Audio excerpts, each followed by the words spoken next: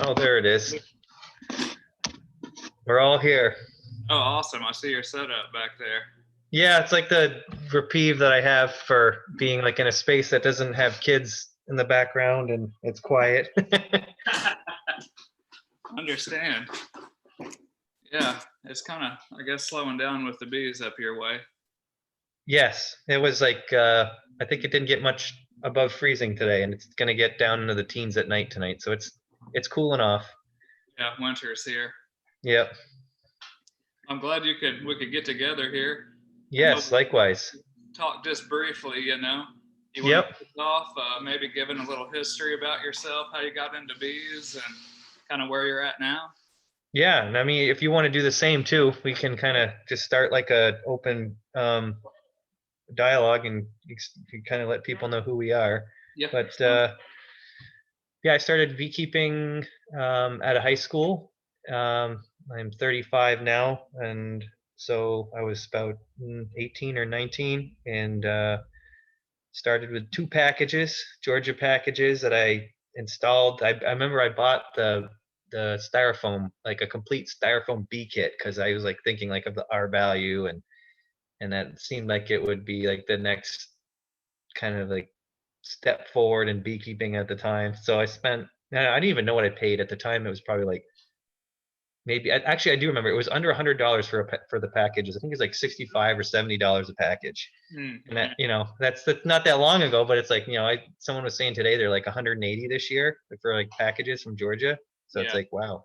But regardless, so I started with 2 packages, put them in the hive, and just fell in love with the whole concept of beekeeping. And even before then, like I remember watching this video of an old guy opening up a beehive on like PBS or something, or some sort of a demonstration on bees, and I was fascinated with the idea that this guy would open up this box of bees.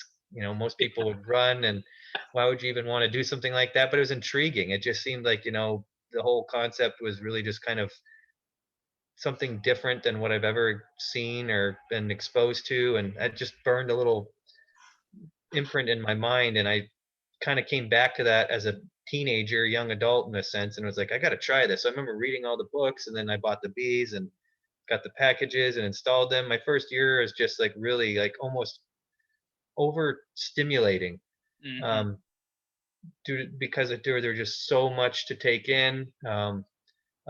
I wasn't really all that comfortable around the bees, but at the same time, the smell of the bees, the pheromone, the alarm pheromone was kind of cool. I remember that, like, wow, it smells like bananas. Yeah.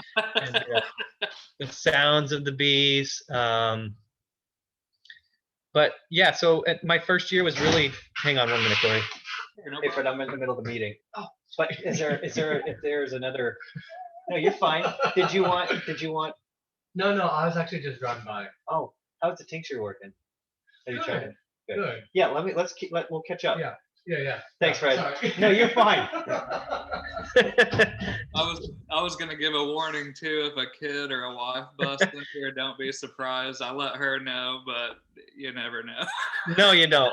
This is just people come off the street, so. Yeah. But so yeah, I started with the packages and just hit the ground running and just was intrigued by it. I was fairly successful my first year. I did everything by the book. Then I knew nothing about treatment free. Knew nothing about anything besides what the book told me. I remember I put I think it was not Amatraz, but Apagard. No, not Apagard. What was it? The strips. The one of the first treatments that came out for Aurora. Was it I forget. Not Checkmate, but the flu? Not Checkmate. It was before Checkmate. It was the treatment that kind of predated Checkmate, and then mites developed resistance to. Oh, what was it? I still see it in the bee journals. Is it fluvalinate? I forget. I don't think it's fluvalinate. It begins with like all the products. They all sound the same? Anyways, I put the strips in and didn't even know if they worked, but just like it told me to do that, so I did it, and I took off like maybe it was like a pail and a half of honey that year. I think it was a pail and a half of honey. I knew nothing about honey. Besides that, I didn't at the time I thought I never really liked honey, because I was just used to like honey from Subi or pasteurized, kind of in a packet. Never really had good local or right out of a beehive honey. And I tasted it when I was extracting it from over at my friend's house. I was like, wow, this is amazing stuff. And I started, bottling it and giving it away as gifts. And I realized, like everybody that gets started with bees, that you can't have enough honey when you do that, because everybody calls back like a few weeks later, is like, you got any more of that? Yeah, So exactly. yeah, that's how I started, man. I just started. It was really just like this hobby that I quickly fell in love with. Knew nothing about anything besides that beekeeping. Up here, bees are just really kind of looked at as a pastime. Yeah. There's not really like a big agriculture around here. Is primarily dairy. Still some small, dairy, mom and pop dairy, which is kind of making its last stand in this part of the world, I think. Um, and there's a lot of small vegetable growers, orchards, berry growers. It's really, for big ag, it's really kind of hard to find around here in some regards. So if you're looking, commercial beekeeping is really unheard of. If you're looking to do anything with agriculture, it's not like you have a list of like all these commercial beekeepers right within the area.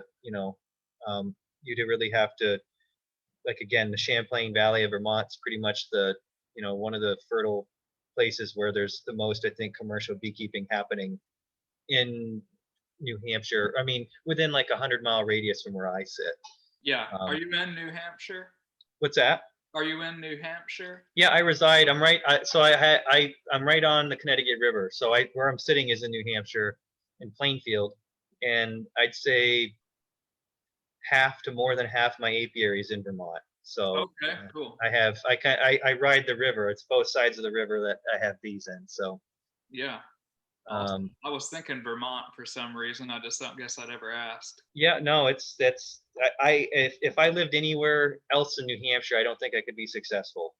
Really? Maybe if I was down in the southern part of the state, there's some good bee pasture down there, but New Hampshire is pretty heavily forested, pretty granite soil. It's got a lot. There's a lot of granite, so the soil is very sandy. Yeah. A lot of pretty acidic in some places. A lot of coniferous forests. Just a lot of forest in general, and it's really ledgy in places. So it's just really not good pasture for bees, outside of the river valleys and the Connecticut River, which is the natural border between Vermont and New Hampshire. There's just the whole river valley is pretty fertile, being at it's the river. So I was able to kind of just happen to be in the right spot to kind of stake out a little claim for bee pasture to do this. And Awesome. um, yeah, yeah, that's how I started, just as a hobby, and then I met a few well-known commercial beekeepers over in Vermont, and when I realized that these guys were doing it for a living, and I got to see them, what their operations look like, I just fell in love with everything. I was like, well, I gotta at least try, Yeah. try this. So that was in 2000, and I actually made the decision to go commercial in 2010. Okay. Not that I was commercial, in a sense, like I was making a living in 2010 from bees, but I'd say that's when I made the decision to take the hobby. At that point, I probably had around 50 colonies, and I decided to take that 50 and see if I could, decide to split them or whatever I needed to do to just propagate more bees. At that time, I was raising queens, my own queens too. When did you Um, start that process? what's that? When did you start raising queens? I started raising queens really early on. I met Michael Palmer right, in the few years of when I started keeping bees. Well, I heard of him, but then I met him, and he was raising his own queens. So I think I might have had like 20 colonies at the time. And then within a few years after I learned how to raise queens, I could quickly, like, grow the numbers. And by the time I reached 50, I was at the point where I was like, okay, I got to figure out what I'm doing here. But I'd say at 20 to 25 colonies is when I really started to play with raising queens, and Yeah. really, I failed miserably the first few times, and then got back on the horse and perfected my skill set with just raising them, raising the queen cells, and setting up the cell builders, finding out what ways that works really well in my location and my apiaries to raise the cells. And um, yeah, I'd say that's when it started for Yeah. queen ring. I think it was like year 3 for me. Yep. I just I don't know. I kind of got into it. My dad and brothers had bought some beehives. They were kind of thinking it'd be like a profitable side gig, you know. And I think they figured out that it's hot, it's manual labor, and you get stung. Yep. And, you know, didn't seem as much fun to them. But I always had a thing for nature, wildlife, and insects. Mom said I should have been an entomologist when I grew up. And I opened the top on one, and I was hopelessly addicted from then on. Yep. I just kind of went from there. I bought nukes actually instead of packages my first run, and I'm still friends with the guy I got them from. He was involved Awesome. with state beekeepers and whatnot, and then just kind of got hooked from there. And I think just some of the queens I bought were good, and then some of the ones I bought were really crappy, Yep. just as far as genetics and performance goes. And I was the only one working at the time, so it's not like I just had endless coffers of money to throw at beekeeping to make it work, you know? Yeah. Yep. And so that really got me thinking about what types of queens I was using and what kind of genes I was, you know, propagating. And then I kind of went off the deep end. Before I even knew how to raise queens, I was buying VSH breeders from Tom Glenn, which Yep. was pretty cheap at the time. Good, really good breeders. And then I figured out how to, which is kind of putting the cart before the horse, but you know, here we are. Yeah, no, I remember as a early, you know, just beginning with bees, you go, you know, I subscribed to Bee Culture and ABJ early on, and you see those, you see the articles, the ads. Like I remember Glenn, you know, Glenn had their ad, you know, for VSH breeders, and I knew nothing about breeder queens. I did the same thing. I think I was like my second year for raising queens, and I could barely handle a queen, you know, without like killing her. And you know, here I am buying. I think at the time, yeah, they were like $75 or $100, you know, breeders, you know, and they'd mail them next night, you know, overnight them, you know, and I remember I got two of them, so I spent, you know, like a lot of money on these queens, and I remember, I think I well, they clipped them, but I remember I installed one, and they supplied a push-in screen, and I remember installing one, and it like died, you know, and I was just like beside myself, and here's Those my, $100. yeah, it's like I barely know what I'm doing, and I'm buying these queens. It's like, you know, I should have waited another few years, and then someone should have said, Troy, you don't need those queens right now. You know, you can focus on buying some real good breeder queens in a few years when you're a little bit more established. But yeah, it's funny. It seems like a kind of one of those rookie moves that a lot of people like, oh, I got to get those breeder queens, Yeah. and spend all that money, and it's like you could probably do just as good waiting a few years, building a skill set, and then when you're ready, you, introduce those into the apiary. Absolutely. And I was going to ask you, that was one thing I was just kind of thinking about since you're treatment free too. I was just kind of thinking over the years, because I mean, a couple years in, I stopped treating just because I already felt like I had a direction, like I wanted to breed and select for the ones that just do better. Because I had some that just did better, even if they were Yep. abused or left on their own devices, you know. And then Mhm. I read something from Tom Glenn to where he was cutting bear comb out of a colony and eating it, which I do all the time. Slip some under your veil and eat it. Yep. And his hive tool hit a strip, apistan, or whatever he had in there. And he's like, what are we doing? You know, and he had written that in an article, which kind of, I guess, pushed him or influenced him to think about more sustainable methods, you know, better genetics or how to go about that, etc. So Yep. that's kind of what got me thinking about it. And that's whenever I got hung up on BSH and stuff, which there's a lot more, obviously, to them that's going to allow them to survive. I mean, what's some stuff off the top of your head that you think, or even stories, trial and error, that, you know, that worked, or that enables you to keep bees treatment free and not just hang it up?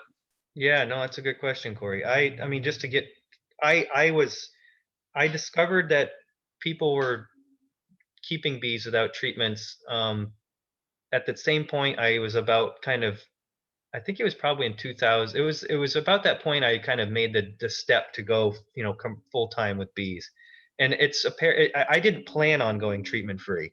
I uh, I I was well, it kind of just happened naturally. I discovered who Kirk Webster was, and then I realized he lived right in my backyard, And so I was like, well, I got to go. Like, I heard of him before. I had a friend that I graduated high school with. He got bees from him like a couple years before. And he talked about Kirk and his experience with working with him and how he does some crazy things that no other beekeepers are doing in the area. And I was like, yeah, that sounds good. And I just didn't really do much with that. But then I was like, wow, okay, he's not using treatments. And that's pretty, that's that's pretty unique in a sense where someone is able to maintain a sustainable apiary and have bees every year and not treat them. So I went out to meet him, and that's what really sold me on the like that's all I needed. Is I just needed to see somebody who wasn't writing books and writing, just putting all this information out there without any practical experience or anything to back it up. Right. So when I met him and I realized he was just the same hardworking beekeeper that, with in regards to like Michael Palmer, same kind of, these guys are real hardworking guys. They love what they do, and Yeah. uh, they just had different paradigms. And what sold me with the treatment free was just like it just seemed to like mesh, kind of like with what the story with Tom Glenn. It's like, what am I doing?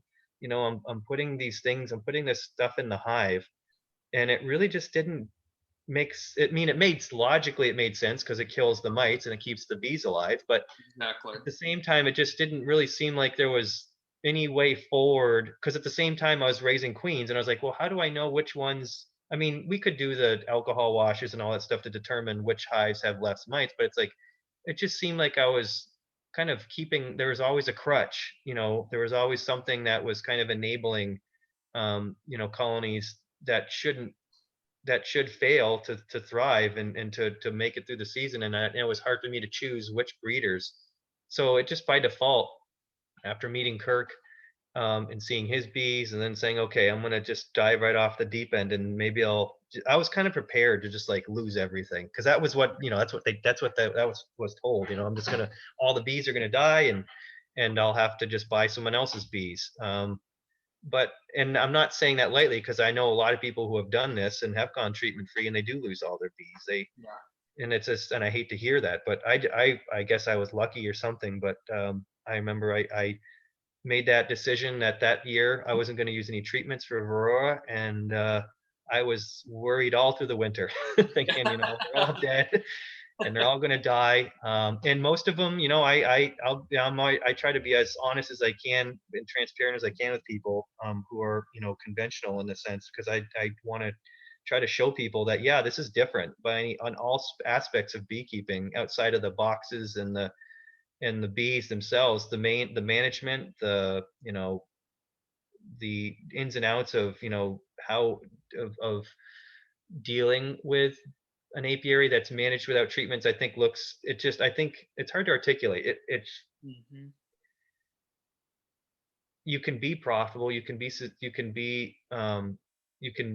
sustainable in it, but it doesn't, I think that you're not seeing the every box bursting with bees every year. There's the swings, that I think a lot of things, it's always kind of a ebb and flow. But I'm getting off track. The What really pushed treatment free for me was doing that. I wanted to raise queens, and I wanted to raise queens that that are at a point where they can begin to work this the relationship with mites out on their own. Hmm. And this is the thing, I was really skeptical, because it's like, what do I know? I'm not an expert in any of this. I just know how to raise queens, and I'm diving off into this paradigm that I think to be what, how much merit is to it, how much truth is behind it. Is it viable, or is this just some sort of far-fetched dream that, a few crazy beekeepers, ascribed to before me, and I'm just kind of I bought into the scheme, I bought into the lie. And Right. I, you know, I've asked myself the same questions too. yeah, and Yeah. and here, I'm still here today, so that says a lot too. But I felt that the process in and of itself was something that's overlooked, um, because everyone wants to to try to protect themselves, which is, makes sense logically from a business perspective. But I think Right. what's lost along the way is that you can the management, with nucleus colonies, raising your own queens, you can really do just as good and then some years better, and in some years worse. But it's like in the end, it all will average out. Yep. I think that like we've talked about before, the mortality rate across the country over the last few years is kind of pretty close to 35-30%, isn't it? Something like that, 40% I mortality. was thinking it was 40 plus USDA Yeah. reported. Yeah, the last couple So of years. I could be wrong, but for some reason I was thinking it was over 40. yeah, and if that's true, I mean, I haven't really paid much attention to that information, to that data, but if that's true, then I'm not doing pretty bad. Yeah. I'm not spending the money on the treatments. But regardless of all that, my mortality over the last 5 years, I think has been right around 40% Yeah. at the moment. So I've Which had a few, had a that's few, about like average, yeah, with the USDA. So yeah, and and you're sustainable and you're making your own queens. And I mean, yeah, that's another thing, I think a lot of people like on the internet, you were talking about people that had credible experience that were actually doing it, not just keyboard warriors. yep, Because there's a lot of them out there too that have that idea, the utopian kind of I want to say ideology. They're in this strict framework, but then they'll kind of throw rocks at people that graft queens or do AI. I don't know. They're kind of in their own world. But honestly, I oh, think when it comes to like, treatment free, they have, if you give them sugar, it's a treatment. And I don't know, it just kind of gets too dogmatic for me, I guess you might say. But yeah, I'm the same way. I have a hard time. I mean, to each their own, but sure. I think that when people to do this as a business, and I think that's another thing. Some people, whenever you mention the word profit, it's an evil thing. You're Right. instantly evil to make money. It's like, well, unfortunately, as human beings, when you're paid, when you go to work for somebody and you get a paycheck every week, that's profit that came out of the business you're working in. That's revenue that came in. That's above and beyond the expenses. If you just did, economics 101 or business 101, wages are paid through profit. Right. And if you're a not for profit, you're just not making, you're just in a position every year, where you're filing taxes, and where, if you do have a profit, it's distributed elsewhere. It's not kept within the business or whatever, you know. Exactly. It's just an accounting angle. Exactly. So it's like Yeah. profit, this idea that, profit is evil. And, I I think, and I say this slightly, but yeah, there's some of the treatment free doctrine, if you will, has really struck me the wrong way, because it just doesn't, logically, it doesn't add up. And I think that I can understand how some people from outside of the treatment free movement would look in on some of the stuff and be like, wow, you guys are off the deep end, because in my opinion, it does sound that way. Yeah. um, Well, and I oh, Go sorry, ahead. cut you off. No, go ahead. I was just gonna further your thought a second ago because you were talking about profit and how it seems evil, or some people portray it that way. I actually kind of had to overcome that because I'm from a farm community where everything's just people look out for each other and, oh, don't worry about it and that kind of stuff. And my dad, made a little bit of honey and somebody would try to buy it from him. He's like, oh, I don't know, maybe $3 a pound. I'm like, dude, you're giving that away, Yeah. a premium product at a Walmart price. And I don't know, I guess I came to the point to where, because I never quit my day job, I cheated. Like I just worked all out. I don't watch Hmm. TV. That time of the year, I'll take days off, but I kept my day job too. And I'm kind of envious of some people that do it strictly for a living. But anyway, basically, I looked at it as you're paying for my time on earth, which I have no idea how much of it I have. It may be Yep. gone tomorrow. And I just didn't want to give that away in that area per se. And so my prices are a little bit higher, but I also look at the industry and I don't think it's very profitable. Of course, it's not, it's an agriculture industry, Yeah. you know? Yep. And I don't do it just strictly for profit, but if the profit wasn't there, I would just play with 20, like we used to, 20 colonies in your backyard, So Yeah. it, and I wrote an article on sustainability. It could be on my website blog maybe, but that was one thing I touched on was profitability. If you're not generating enough income over what you're spending, your Yeah. passion's going to run out, your bank account's going to run out. It has to be generating money in order to be able to perpetuate. And Yeah. I don't know what you were going to say before I kind of cut you off there. It wasn't probably, I can't remember, wasn't important, but no, I'm the We're touching same. on some good stuff here, though. The Yeah. clearing especially, we're talking sustainability and treatment free. To me, the thing that gave me the superpower or like an advantage was figuring out queen rearing. Yeah, no, it all. Before that, you're buying them and you can't make your own splits, or you can do walkaways, but I'm kind of a queen snob. I mean, you can do that, but Yep. I wanted to kind of go over the top. And what did queen rearing, once you like got that rolling, how did that play out? I'm sure it helps with Oh, sustainability. it was like cutting the umbilical cord. Mhm. You know, I felt like I had the ability now to kind of have some freedom with my management. I didn't have to wait on some other beekeepers you know, I'm going to get the queens on June 15th, so I got to have everything ready to go. I could go on my calendar, my schedule, and say I'm going to start the queen cells here. I'm going to have the queens, you know, ready to go. You know, they're going to mate at this time, and then at this point in period, I'll have mated queens available. And it was just really kind of, it just meshed. And then at the same time that I was using queens from my own apiary, that like we all talk about, you know, we're using the stock that's proving itself. Yeah. It's right there looking at you saying, you know, do something, you know, pay attention to me.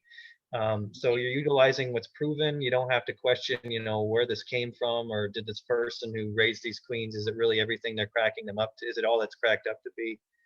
Um, it really just was liberating. I could look back and say, like, wow, out of, you know, if I took, you know, 50 colonies and just, you know, harvested brood, or you know, deconstructed them to make nukes with, I could I could easily, you know, have the ability to put those nukes away into next season to grow or to sell off. And you know, I didn't really spend any money besides my time. You Yeah. know, the queens were, they weren't free in a sense. I had to take the effort and the time to raise them, but everything just made more sense. And it was, without the queen rearing, you can't be treatment free, in my opinion. I think you would agree with me, Cory. It's just, I do. it's crucial. I mean, I think in early on in the stages, if you're looking to do this as a hobby, to, you know, buy queens from you know, someone like yourself or myself or someone else who's, you know, anyone in the area in your locale who's raising queens with, and I dare, and some people might, you know, in the treatment free community might, you know, shun me for saying this, but I even would say, if you know someone who's conventional in raising their own queens and doing a good job with, you know, selecting for their, you know, what, like, I'm just thinking for me, winter hardiness, you Yeah. know, and just good hygienics in general. You can start with something that has the framework to get you started, and then as a treatment free beekeeper yourself, you take those queens and you continue to refine them in your own apiary without treating them. Um, so again, like, that's my experience. But if you can find some that are already vetted in a sense, where they've gone through, you know, several seasons or multiple seasons and years where they're not using the treatments, they're already building up. You know, I'm just thinking all the stuff that's concocted in a lab. Like, I think about the ankle biter bees, and I think, you know, geez, you know, if you just left some colonies alone for a couple years and let them figure it out, yeah, you're probably gonna have a lot of dead ones, but at the same time, those that survive, they're gonna be doing the same thing the ankle biter ones are being, you know what Yeah. I mean? It's like, and I think, you know, the labs just get all the hype because they got the white jackets and the microscopes, and they can write the articles. But those of us who are just kind of paying attention to what's going on in our backyards, and taking from those that are surviving, and then if you want, you know, if you ask questions as a beekeeper and say, well, why is this colony surviving? You know, let's look closer, and maybe you'll buy your own microscope and you find out, wow, it's actually they're biting the legs off the mites, and you know, they're Yeah. uncapping the brood and recapping it, and they're doing all the things the labs are trying to, you know, have been trying to do. So I think that's the reality that's going on as well, is like a lot of this stuff that you know, the latest and greatest queens that come out through some sort of breeding program, through some sort of grant funding or state funded or federal funded thing, can also be produced in the same way from what you and I are doing, or any other respectable queen breeder is doing. Except that we're just not, we're paid, you know, we're not being paid by someone else to do it or whatever. We're Right. just doing it on our own. Exactly. Yeah. All my stuff is just funded, you know, from my insanity or obsession or whatever you want to call it. I was showing one of our friends here. He's like, "Oh my gosh," because I had the Schley and the microscope and stuff for AI. He's like, "Did you buy all this stuff?" Yep. Instead of buying Nintendos, that's what I invested in. Yep. I think you're exactly right, and I think the part that you can absolutely bank on, and you said it already, if we had XYZ bees and we just left them alone for a long time, natural selection. I mean, it's been working since this, blue globe started spinning with life on it. It's been Yep. nothing but natural selection. And so I think that's one reason why I wanted to stay treatment free, is because I knew I wanted to breed bees, but I didn't want to steal that. What word am I looking for? I didn't want to steal, basically take power away from natural selection, or how the wisdom of man, we weave stuff and Oh yeah. it's stupid. I wanted to have that natural selection as the ultimate test, and then whatever tests, if I want to make them nicer or make them lighter colored or select specifically for VSH or biting or whatever, I wanted that ultimately to be the test. And then I think, I mean, it's been this way forever. Whatever comes out the other end is sturdier. Usually multiple methods or traits, or, we're just starting to figure some of this stuff out. And Yeah. I've been obsessed with VSH for a while, and I know it's not the only trait there is in the world, but they keep finding out more about it.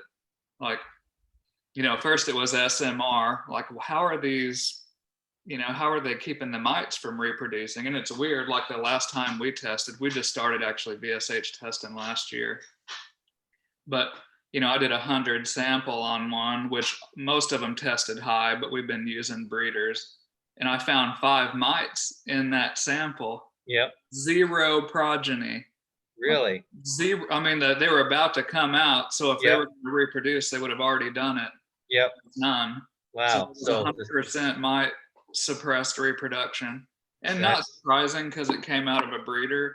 Yep. Which she was open mated, but she came out of one of my breeder queens.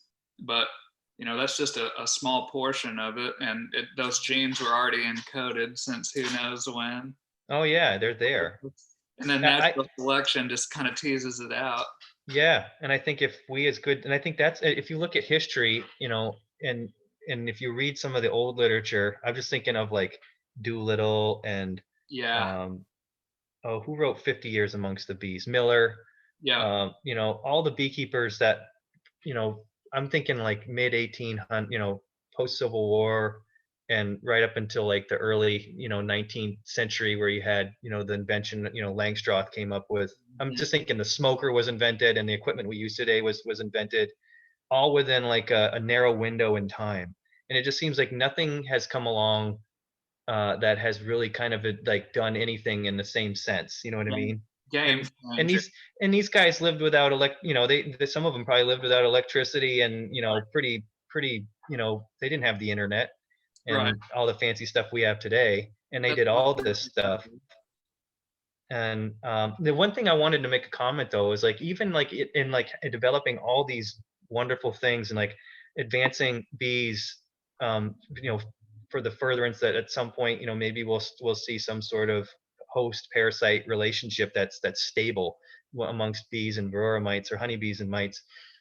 That even when we think we're arriving there, it's like I think being treatment free, I've learned that, and even in advancing and taking steps forward, you're always going to come up against stuff that's going to, where you're going to take a step back. Yep.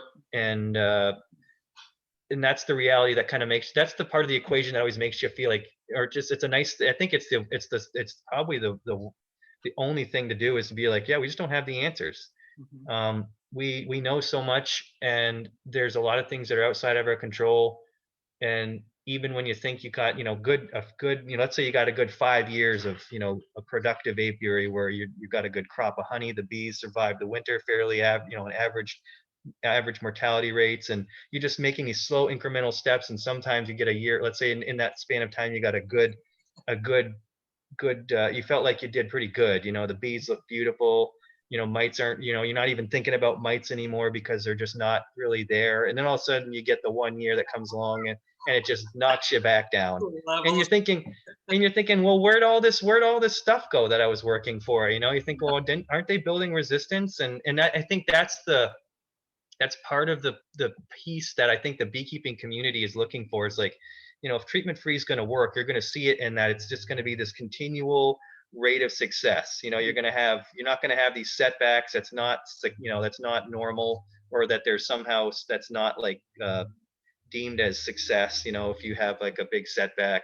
But I think that the reality is the bees are they're fragile, and at the same time they're very resilient. But I think as beekeepers and as farmers, we've kind of lost the ability to deal with the ebbs and the fluctuation, and we just want this stable, or ever on the like the stock market. It's always got to be gradually rising. Yeah. It's Yeah. like, that's not sustainable. That's not the way nature works. It ebbs and flows.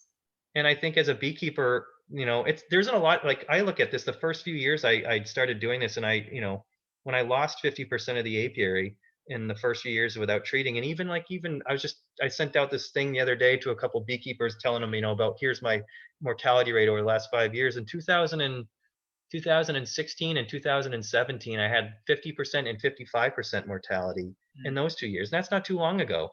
Yeah. And even this year, 2020, I'm pretty sure this is going to be a pretty bad year. A lot of the colonies were dwindling pretty quickly before, as the cold weather was setting in, populations looked really crummy. Yeah. And I might have told you this on the phone a couple weeks ago, but I think this year is going to be another year where it's just going to make you think, like, well, what the heck's going on? Is this paradigm really worth it? Or, I'm committed. I'm too far kind of into this now, where it's like, for me to really jump ship and to start to put treatments in the bees again, it's like, I think I'd have to lose it all, and even then I don't know if I'd be, quick to jump back in it, because, I talk to other beekeepers in the area, and they're not used to seeing 50%, but if they're saying, 10, 15% is okay, but then they go to 20, 30%, and it's just like devastating. Yeah. It's the same thing. Yeah, they'd have bees alive, but even the treatments in some years aren't as effective as they ought to be from those of using them. So I think it's those years where you have where it's when the pressure's on, that's really what proves us, I think, as beekeepers. How do you look at it? How do you break it down? How do you like deal with it emotionally? And how you push forward with what's given you. And I always tell people, all I need is a few beehives to steal, to be alive, right? I need a little more than a few, but I just need a couple. I just need a remnant from last year to pick up and to run with. And Kirk, I remember, he always will say this, but it's those are the bees that are going to be, that'll push the whole apiary in the direction that nature is intending it to go, where it should be going. Those are the ones that are proving themselves in a way that you can't select for in a lab, because there's the selection is coming at them from every angle that you can't come up with in your head. Right. You can't say, well, it's just the mites. Well, it's the mites, and it's the weather. It's the drought, it's the rain, it's the temperature, it's the lack of nectar coming in. All these stimulants that stimulate bees to do things, you can't like reproduce that in a study in some ways. So Right. It's ever shifting and shaping. So anyways, I can ramble on, but those are the things that I think about, especially like right now where I'm at I'm at in my apiary, where putting the bees to bed. The last several years have been very good. I've had really good survival rates, good crops of honey, and it's almost like, wow, this is probably what it was like keeping bees before mites in some way. And now, here it looks like we're going to have a doozy of a winter. Who knows what the mortality rate will be coming out of winter, but I'm at the point where, I can worry about what it's going to look like, but it's become a familiar friend, and it's just like, what a waste of time. I'll pick up and run with what I got, and like everything, maybe I'll have to find a real job. Who knows? But I'm too chicken to leave my real job.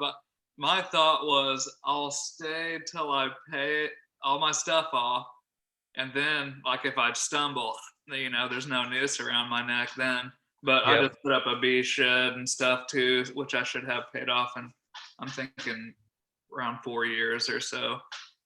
So I'm looking That's forward great. to that, which I'm slowly getting there. One day I would like to just exclusively do bees and maybe call it semi-retirement, because you'll work really hard parts of the year, but then other parts of the year you can sit in a deer stand or take a vacation or, whatever it is you're wanting to do. Yeah, in the winter. Yeah, in the winter. I actually like to run around in the winter. I think it would suit me well though. Yep. My wife and I were married on our anniversary is January 30th. I hope I got that right. Yeah. The 30th. Yeah. Similar. Everyone's asking, like, why did you get married in January? It's like, well, you can't get married in being a beekeeper, or a farmer, Yeah. in the busy. summer. If you get married, you wouldn't be able to take your honeymoon yet. Yeah, we got some kids, but then it's like, we all of our kids, and I think we've had as many kids as we're going to have, but Yeah. all of our kids were born late August, February, and December. I think I've had more fear about having a kid born like in the middle of June Yeah. than Oh, anything, man. Yeah, that's like, how am I going to do all this work and take care of the kids? I understand. Well, I was gonna say too, one thing that popped into my mind. I hope I'm not squirreling too much here. That's all right. Some of my friends do treat, and then I've got some of them that don't. And I don't try to influence them one way or another. But I was trying to articulate my thoughts about that too. And I think it is, in essence, long term versus short term. And then they fight like they do in everything. If you're building a business, it costs more up front, to build to have expansion room, and then vice versa. You can save money, but you're going to pay for it later. Yeah. And I think that treatment free is basically, most people are like, well, I don't want to perpetuate bees that catch a cold and die, and I can say for sure that not all bees are created equal. Some of them are just super rugged, and I'm not saying just VSH, just bees. Like, some of the best bees I had came out of Arkansas, and I think they even still treat now. But whenever I got them from them, whatever they had or however they were selecting them, those things were rugged. Yep. You didn't even have to do much to them at all, and they consistently would produce a honey crop. So I think that's the thing, is just, I try to take a long-term approach to everything. I think that's why I'm too chicken to, just do bees until I get my debt completely wiped. But, looking long-term, I would rather have something that's selected to be hardy. And like you said, there's innumerable variables. The most mite-resistant bee can still starve to death or freeze or any other, So I don't know. There's a lot of variables, and I think that's part of what you're seeing. Like, every so many years, you just get spanked, And same here. Like, but the thing is too, is like, the worst year that I thought about, and I split way too late. It was just kind of a rookie mistake, and I put too many eggs in the split basket that were late, and so I artificially made my losses even higher. They were over 50%. It was closer to 60. But then I think about the end of the season, how I felt going in with all those colonies empty. Of course, I was already rearing queens, and I look at the end of the season, everything was full. Yep. And whatever I'd sold, I sold too. They were late getting out because it took a little bit longer to get things moving. Yeah. But if you can rear queens, even if you get your butt handed to you, like you said, the remnant, as long as you've got a remnant, you can exponentially split them, raise your own queens, and get back in the game. Yeah. No, I think, I was talking with another beekeeper a couple weeks ago, and he was kind of at the point in his career where he's about ready to retire. And I was thinking, I'm young. I got a lot of, vigor still in me. I'm not afraid of work. And not that, people who are, I know there's, my grandfather built a cabin in the middle of, up in Ontario in the middle of a lake, when he was like close to 70, and he did all this stuff in his later part of his life. And so, but my point being that I think that going forward, beekeeping is just going to be more work. The idea that it's now, and I think, we're, as people, we can become innovative, and we can definitely combat that, like that natural, that disposition, I think that's before us naturally, where it just requires a lot of effort. Um, I think I think that the the way things are, just like there's it's to just put your feet back and think that beekeeping is going to be like it was before mites. I think it's kind of an old. If people haven't realized it yet, it's long gone, you know. And I think today a beekeeper has to work very hard, and you know a lot of people, a lot of beekeepers just, you know, we tell ourselves, you know, we're working all our butts off, you know, splitting all our hives because we lose a lot every winter. And you know, when is that going to stop? You know, it's not sustainable. And it's like, well, we don't know when it's going to stop, you know. And maybe it'll stop when all the bees are dead. um, and maybe it's just gonna, this is just what this the new norm. And I think that Maybe. that's part of the equation too, is just like it takes, there's a lot of, it's a lot of work, you know. You come out of the winter with high mortality, or even with lots of bees, it's still a lot of work. It just feels nice because everything's kind of, you know, it's the way it's expected to be. um so but what, like you said though, when you have, in my experience, you know, when you have a lot of empty boxes in the spring, you know, it every year that I've been doing this, I've always, you know, had some years had a lot of empty supers in the shed or in the building. And then come, you know, mid to late June, early July, they're all out on the bees, and then I'm reaching for the last honey super, and it's like I don't have any more supers. So Yeah. so there's definitely, that is a common occurrence from in my experience, and I know like other beekeepers, you know, have also stated the same thing. So Yeah. But if you think about it, if you had to go buy all those bees, financially, it just, I don't even know that that would make sense, really. I mean, that's the kind of the old school way of looking at it. Like everybody would just order new packages or new nukes every year. You know, a lot of my friends that have been in it for, you know, as long as I've been alive, they were kind of hooked on that for a while. And some yeah. still are, you know, some still do that. But Yeah, yeah, the price of bees, it's just, oh my God. you can't get the honey crop to pay for them. You know, Yeah, you try to think of all the ways you can get that money back out of that investment, and it just becomes, the odds are stacked far so great against you. It's becoming detrimental. It's becoming you can't do it anymore. I mean, maybe if it's a life, if it's like a life raft, you know, if your apiary's kind of, you need the bees and it's not what you do every year, but you just need to get them in there because you're in a bad spot and you want to keep doing it. You make that initial, you know, just cling to life to get the apiary going again and hope that you don't have another bad year. But yeah, I don't know. You look back in time, it's like I think that's a farmer. You know, I don't know of any farmer that's never had been in a spot where you're wondering, you know, am I going to have to, you know, sell the cow, or, you know, mhm, start tearing the pine boards off the barn to feed, you know, to heat the house because we couldn't afford to do this or that. You know what I mean? All those dire scenarios. yeah, Not that that's normal. I'm not, you know, that's nothing to be proud of, but I think that everybody who, you know, who farms at any point, especially if you're just beginning up, because I think for me, like I began this from nothing. You know, I didn't have an inheritance in some big facility that was left for me. It wasn't a turnkey operation.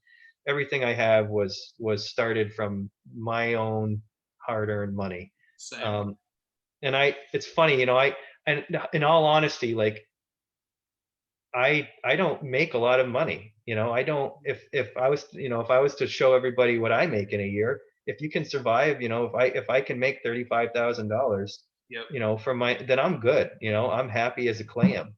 Um, and I work probably more hours than the guy. I'm just thinking I work just as hard as most, you know, like a guy working hard all summer roofing or any other farmer. It's just, I'm not saying this is the thing. I don't feel like I'm worth $80,000. You know, I don't feel like I need to go out and find a job because I'm worth this. It's like I Right. love what I do, and part of the trade-off for what I do is it's the lifestyle, being outside, being that I am my own boss. Yeah. So I'm not complaining, but I think that's the change though, is like this idea that, you know, we're worth something, or that you know, my expectations are kind of just not in the right place, or that there's this um anyways, I'm going on a rabbit trail, but the notion that, yeah, getting back to like the whole buying bees thing, it's becoming to the point where you can't like but you can't recoup that investment, anymore. Yeah. It's very hard to do that. Yeah, prices are just crazy. And I would actually say I don't even know that they're necessarily high enough in some regards as far Yeah. as prices. Like they've crept up, but there's so many back labor and costs. Like to produce those queens, you have to have a whole operation that's functioning and that has healthy bees. Yeah. And what's that maintenance? What does that cost you?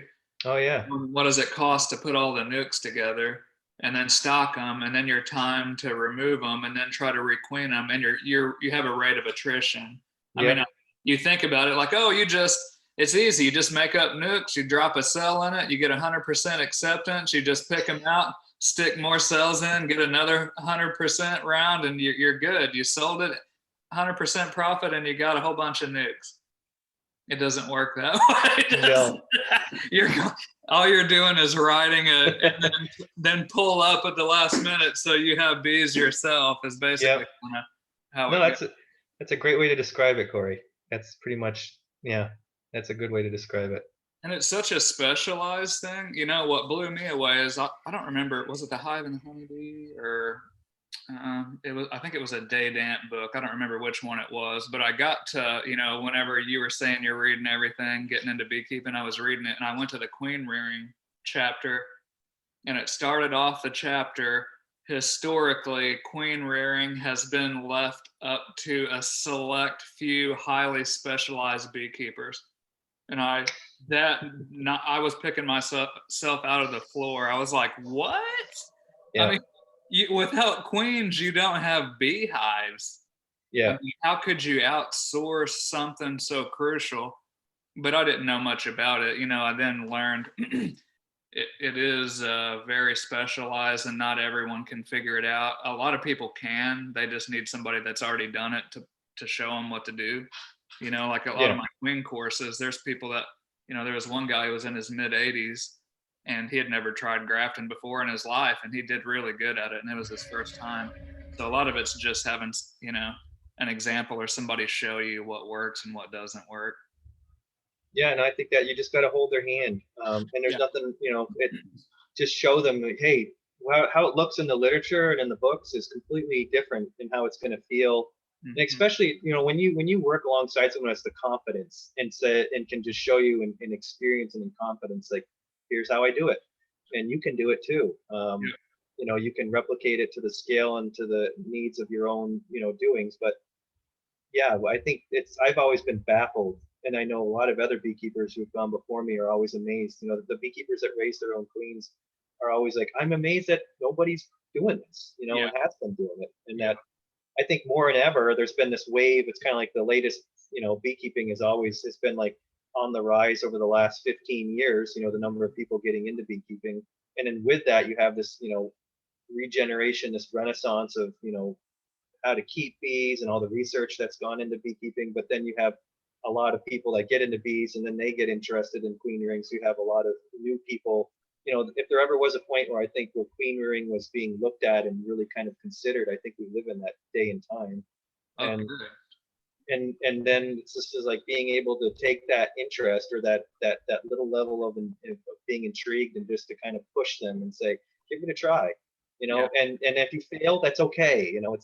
Failure can teach you a lot about what you need to improve on, and how you can better, make a better decision, or perfect your skill set on the next attempt. And thankfully, beekeeping is is full of opportunities where it's not the final end. You have plenty of opportunities to make mistakes and to learn. So and whenever I was looking at it, there was a commercial beekeeper that used to come to our bee meetings whenever I would go. And of course, I'm asking questions. Nobody else knows how to raise queens, so I zero in on him.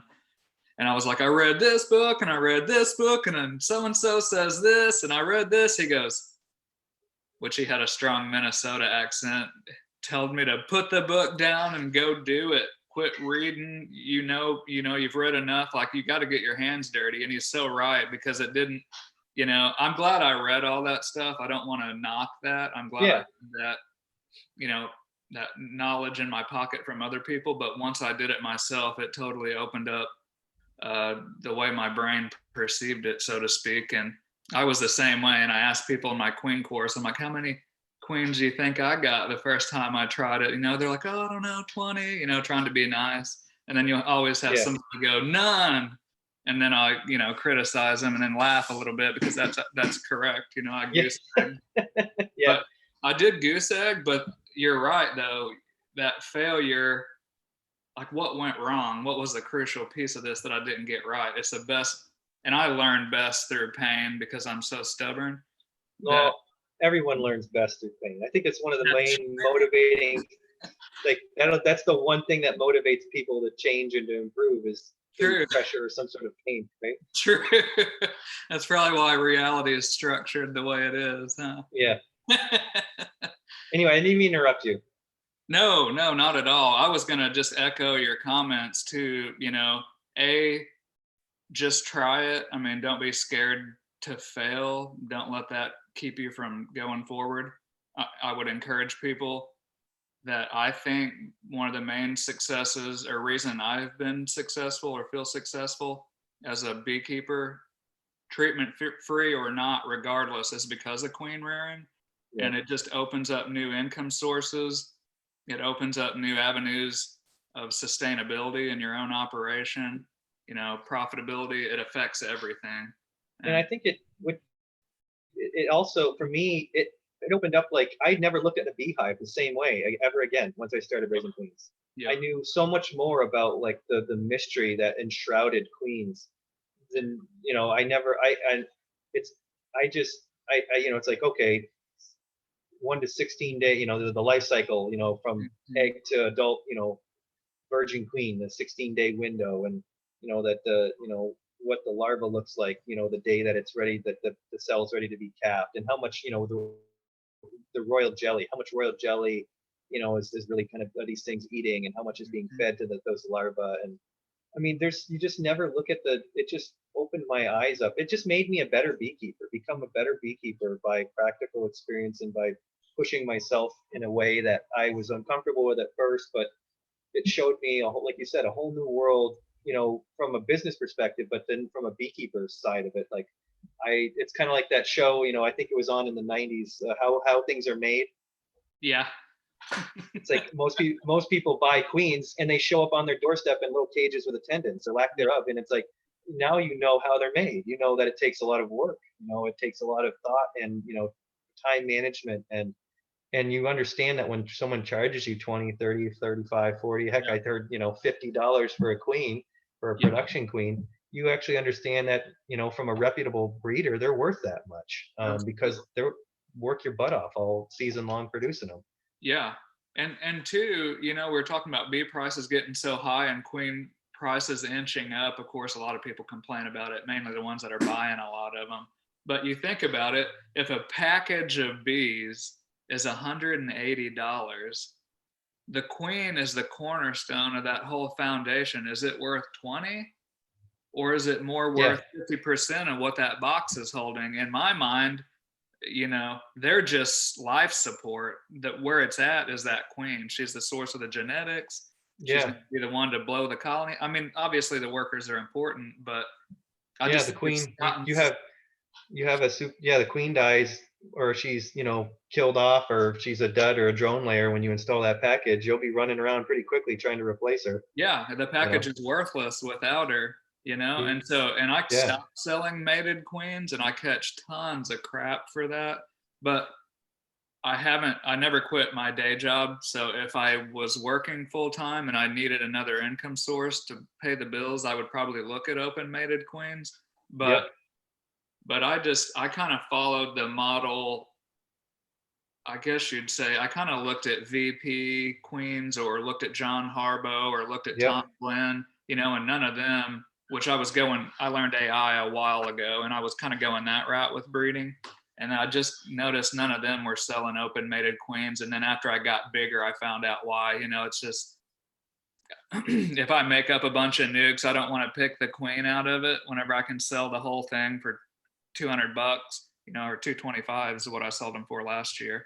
And I don't Yeah. advertise it very much. I mainly just deal with people that I really like that have bought bees from me in the past, so I know it's Yep. going to go smoothly. But if I didn't have my day job, I probably wouldn't have that as a luxury to be so picky. But I Yeah. just Well, stopped selling mated queens, and I do virgins and breeders and a few open mated nukes. yeah. And you won't, I mean, you don't know until you're making those decisions. And I think that's great. I actually, I, when I found out that you were doing AI, I think it's a tool that is in the right hands and with the right management behind it. AI, Brother Adams, paid homage to it a little bit. You can do some pretty large advancements with breeding through AI, and I think especially without treating. If your bees are being pressured and selected naturally without treatments, and then you are, paying good close attention and being a very good, you have good observational skills, good skill set to, having a basic understanding of what's going on with those bees, and then test and do, like you said, you can do some tests for finding out, are these bees really DSH, and you have, they're suppressing the mites, reproductive abilities in other ways or in specific ways, and then you can target those particular queens and then target the drones at the same time. I So think you can do some pretty amazing things, and I think that there's definitely a market. I mean, for that type of an apiary or that type of a breeding program for sure. hmm Especially if it proves itself, and everyone's going to be skeptical if they don't know you at first, and justifiably so. I mean, Yeah, well, like everything, just sell it. Just start with a few queens, and if they're worth anything, you'll have some repeat business pretty quickly. And yep, then, two customers, three customers, and then next thing you know, you're sold out and you got a waiting list. yeah, So, exactly. And again, back to that model that I mentioned previously, like AI just gives you control. So you yep, can make it way better or you can make it way worse. Exactly what you said depends on the skill of the breeder and how attentive they are and how good they are. But I didn't want to steal that.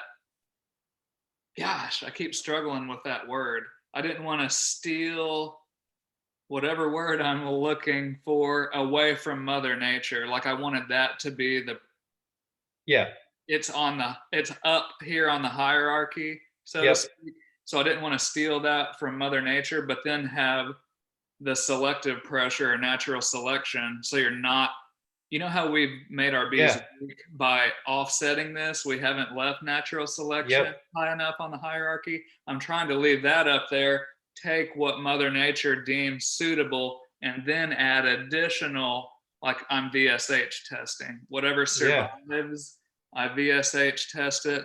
I graft out of something that's tested that I know is high VSH, and then all the colonies that made it through winter that are open mated, but I know their mother, so I know the drone yeah, stock.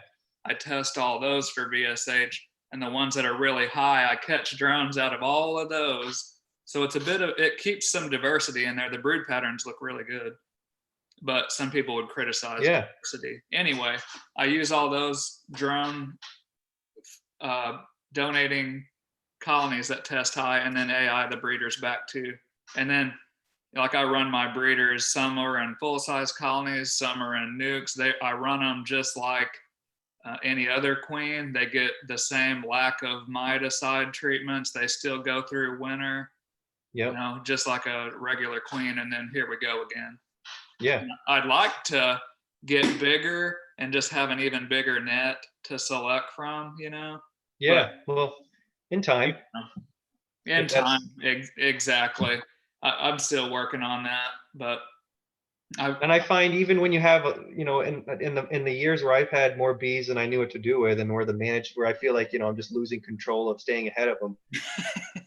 It's like in those years, it is very difficult to select for good breeders because there's yeah, just so much, and you have, they're all doing good. They're all healthy and they're all thriving and they're all, on the verge of swarming. So it's like, how do you know? Unless, and obviously by your notes and your records on the sure. colonies, but it's everything is looking good. How do you know really which ones are the ones you want to pay attention to? And it's when you have a smaller, I mean, it works both ways. If you have more selection, you obviously have a bigger pool to choose from, and you have more, of a of a pool genetically in general. And then, the smaller the apiaries, you've got less that, but it's really easy to find those that are, out of 50 colonies or 100 colonies. It's really easy to find the few that you really want to pay attention to. Yeah. And even then, are those the ones you should always be paying attention to? But what about as some people have written in articles, it's the ones in the middle sometimes too. Pay attention to those guys too, or those girls too. They have something to contribute as well. Oh yeah, definitely.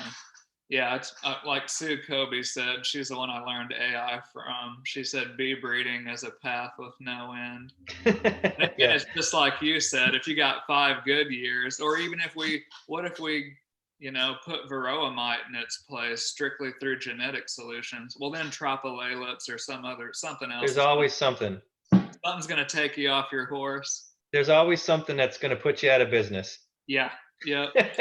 Exactly. Whether it's a lawsuit or some sort of a foreign thing that has yet to arrive on our shores, Right. Storms will come your way. And it reminds me of one of my buddies, Grant. He said in one of his talks, he's like, it's easy to to be a beekeeper or to keep being a beekeeper. He's like, you just don't quit. Yeah. I mean, it's pretty simple. Whether you lose 100% of your bees, if you, went back and then get back into it, you're still beekeeping. Yeah, it's kind of the in the way, a lot of the dairy farms that are still, eking out whatever they can to survive. It's like they farm because it's what they love to do. Exactly. They're clearly not doing it for the big bankroll they're bringing in. Yeah. Because some of these people are, literally getting lines of credit to feed their animals. Yeah. So it's they have nothing, they don't want to do anything else. They love that lifestyle, they love what they do. And I think that's really what kind of we find ourselves as beekeepers. It's like we love what we do, and yeah, we could go through some hard things and come out the other end and still have the desire to want to do this. And I think it's the way it's always been too. Yeah. So And it's that type of individual, just like you said, that farming mentality that can work your butt off, because this isn't a glamorous, easy job. You've got to be able to work and then just endure hardships, because regardless of what agriculture you're in, the weather's not going to be right. Like you said, something's going to go wrong. yeah. So you just got to be resilient. And if you can raise your own queens and jump back in the game, that's a plus too. Yeah. Well, I keep thinking whenever things go wrong, I always kind of have these like little sayings. I'm like, yeah, there it is again. Yeah. Yeah. There it is. I've been waiting for it. So, but Well, man, I think we've done a little bit over an hour. yeah, as I say, I'm kind of running at the point where I might have to call it. But if we want to continue a conversation and maybe pick up, at another time, I'd love to do that. I think that'd be great. And you do sell queens and whatnot, right? What's the best way for people to get a hold of you if they're interested in getting some bees? Phone, you can call me. I have a website. It's NH Beekeeper, NH as in New Hampshire, nhbeekeeper.com. It has I'm pretty old fashioned in a sense, like give me a call. Yeah. Or send me an email and I'll get back to you. And what's your email's Troy, TROY at nhbeekeeper.com. Okay. And what's their phone number if they want to call you? Yep. 603-298-7209. Awesome. Yeah. And the same thing for you, Cory. If you got, if you want to, you should put your number out there if you're in a position to do so. My website, Stevens Beeco, StevensBeeco.com, StevensBeeco.com, StevensBeeco@gmail, Stevens Bee Company on Facebook, or you can text me. You can call. I'm one of those jerks I screen all my calls, because for the first, I don't know how many years of beekeeping, I was constantly on the phone. Oh my gosh. Not enough. From my wife started getting agitated enough, and then we had robocallers enter the picture. So I just tell people to shoot me a text and I'll call you back. Yep. No, trust me. What's that? I understand where you're coming from. I understand that whole, you talk to a beginning beekeeper or people with bees and you can be on the phone for hours. So it's like, you have to like stake out a time in the day where it's like, okay, this is business. We can talk about bees later. So if you call Troy, he doesn't answer, leave a message. He'll get back with you. Yeah, I'll try. Troy, thanks again. Thanks, Cory. Enjoyed the conversation, and we'll have to do it again. I'm sure Yeah. there's more rabbit holes we could go down, and Oh, I think there's a lot we can talk about, and I think it's important that we can just have a dialogue that's just transparent and yeah, encourage other beekeepers who are also on the same path with, as far as being treatment free, because we're all in this together. Like whatever your paradigm, whether you're conventional and whether you treat or don't treat, I think we need to have some dialogue on like what's going on in our bee yards. How, what's really what are some really viable solutions? What's not being discussed? What's just there's a direction that's kind of grassroots led. And I'm not that I'm against anything that some of the big. It just seems like it seems like most of the advancements we're just waiting from somebody who knows more than what we know. We just kind of sit back and we're waiting. We're waiting for the next mite treatment to come about that won't have, where the resistance won't be so high, and we can kind of continue on the process of treating bees. And we're waiting for, the next big, fancy, queens to come about that are, going to be resistant to mites. It's like you can do. Yep. We need to start encouraging beekeepers who are capable and who are able to just do this, and to teach, to show them what we're doing and what other people have been doing. And yeah, I think just to see what that conversation brings about. definitely. And people like you or me, or like you said, talking to Kirk, where you're like, oh, you can do this. Exactly.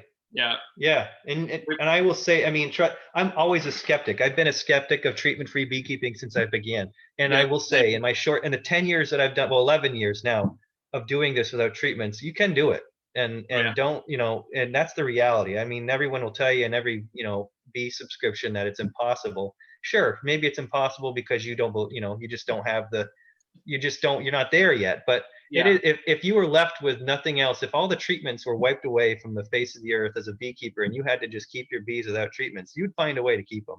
Oh yeah. Sure, that's not the most like ideal way to do that, or to start being a treatment-free beekeeper, but Yeah. by necessity you'd have to, and you realize that you'd probably do all right. So Yep. Exactly. It'll work itself out. And we both, even if we've had a loss, we still produce surplus. So yeah. yeah, to date, and that's the thing. I don't want to boast thinking I've arrived at a solution, because the Right. reality is, I could lose everything. Like Same.